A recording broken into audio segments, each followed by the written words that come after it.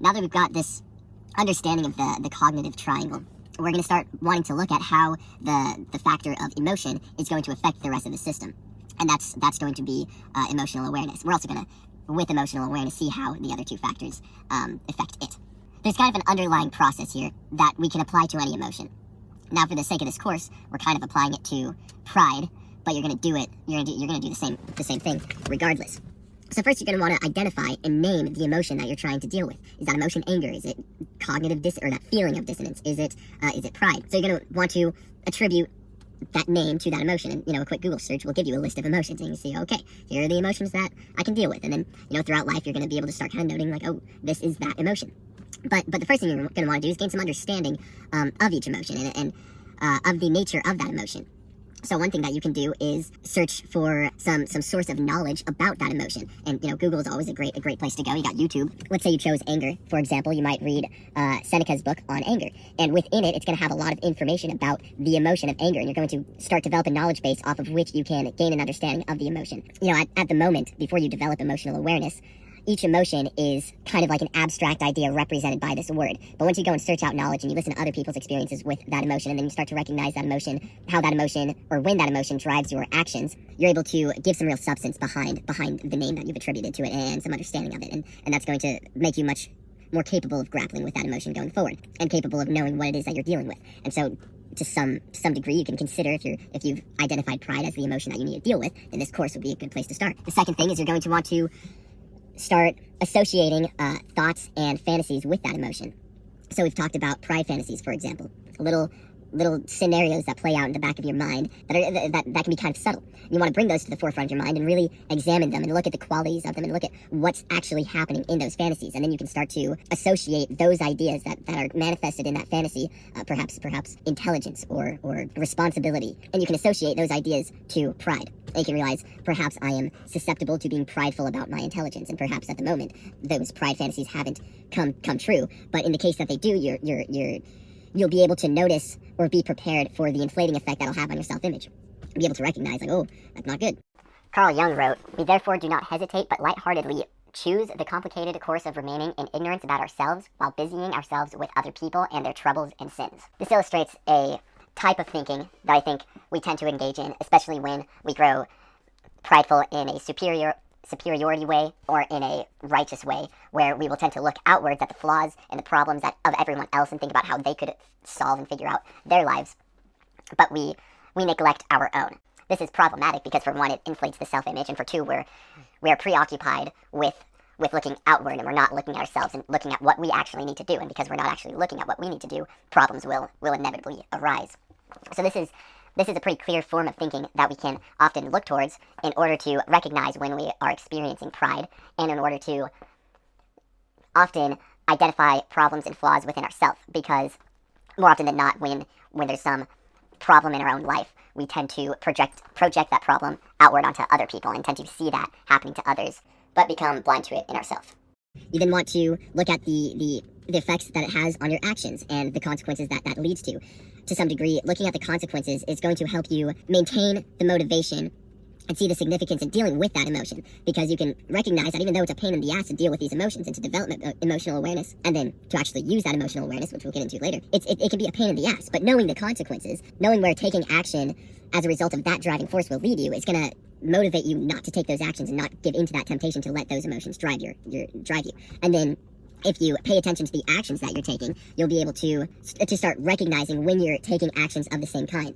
Human beings have a shocking capability to notice patterns, and we can notice patterns that aren't explicit, there's some more abstract quality connected between them. And so if we just start, and we'll get into this in the developing the accurate self-image portion, but if we just start writing down the actions that we took as a result of that emotion, our subconscious will start to work on this problem, and will start to notify us when we're taking those actions. And all of this is essentially to help us build a visceral connection with that emotion that we're trying to deal with. So with pride, and same with anger, and envy, all these dissonance and all the other emotions, they all have a very physical feeling that comes along with them. So our thinking can heighten that feeling, and that's where pleasurable thinking comes from.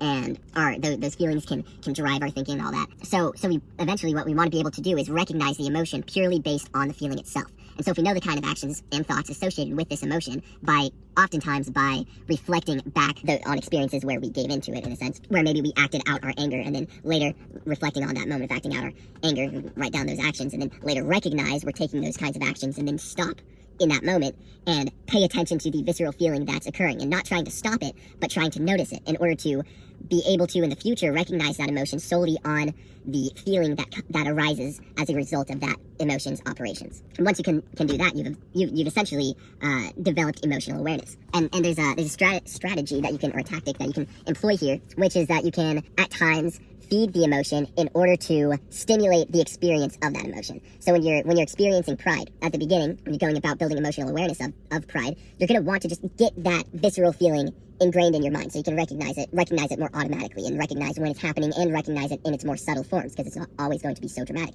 And so perhaps we're engaging in some vanity fantasy, or some grandiose fantasy in the back of our mind. If we bring it to the forefront, and then we engage with it, and we let it just like inflate our ego, we're aware that it's doing that, then we can kind of let that happen and pay attention to that emotion, pay attention to that feeling, kind of try to record it in our mind.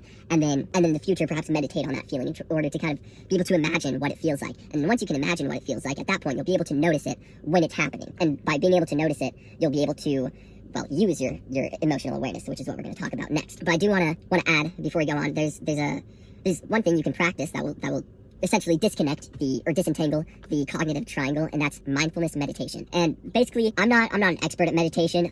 Basically what you're doing is you sit with your back straight, you pay attention to like how gravity feels. It's something like that. I would really recommend look up a YouTube video or get a guided meditation app. I've been using Headspace. And you just throw one of those guys on in the morning or in the evening or whenever you really want. It's like 10 minutes, and they kind of walk you through what you got to do. And what this is going to do is, it's going to do a lot of things. It has tons of benefits, but what I think is one of the most important is that it just disentangles that cognitive triangle, and it allows you to feel emotions without them affecting your thinking. And it allows you to be able to more easily recognize emotions. And doing all of this developing emotional awareness stuff is going to help, and it's going to be really important. But throwing the mindfulness meditation on there is going to essentially give you like 10 minutes of practice doing the type of thing that you would do in recognizing emotions. Now that you've developed emotional awareness, you're able to recognize an emotion fairly consistently whenever it arises. You can recognize it through your actions after the fact. You can recognize it by the thoughts that are surfacing within your mind, and you can, once you've really acquired an awareness of a certain emotion, you can recognize the operation of that emotion simply by the feeling that you get physically or viscerally. Once you're able to do this, though, you're going to want to employ either a counteraction tactic or a utilization tactic. So first, we'll talk about a couple of counteraction tactics, and these are essentially tactics that we can employ to stop that emotion from doing whatever bad things it is that it does. And we know that by looking at the consequences. We know that by looking at how it affects our thoughts and our actions. We'll be able to learn a lot of that by doing some research about the emotion itself. And we're going to develop counteraction tactics that will stop the emotion from doing that. Now, with each emotion, you can develop counteraction tactics that are going to be specific to that emotion. And so with this pride course, part of what we're doing is that specifically to pride. But let's say it's like anger, or it's another emotion. In your research, you'll be able to find and rationally derive ways to go about it. In life, you can theorize and try out things for each specific emotion that you're dealing with. But here are 3 general tactics that I think are a good place to start with really any emotion. Well, unfortunately, one of those, the first tactic of the 3, so there are really only 2. First tactic is emotion-specific tactics. And I'll give you an example for pride. Spoiler for a later lesson, but if you notice after accomplishing something, you notice that you're experiencing pride, right? You feel that sense of accomplishment, you're like, yes, that's great, thumbs up to me. But then that sense of accomplishment begins to escalate, and then you can feel your self-image inflating. You go, oh God, like at least you're recognizing it, and recognizing it is good. But then sometimes there's this anxious heightening that can occur where it feels uncontrollable. And so something that you can do is, or even if you recognize it, you can recognize it and still like continue to operate just without you realizing it or thinking that like, oh yeah, well I counteracted it by recognizing it. It's like, that's not always enough.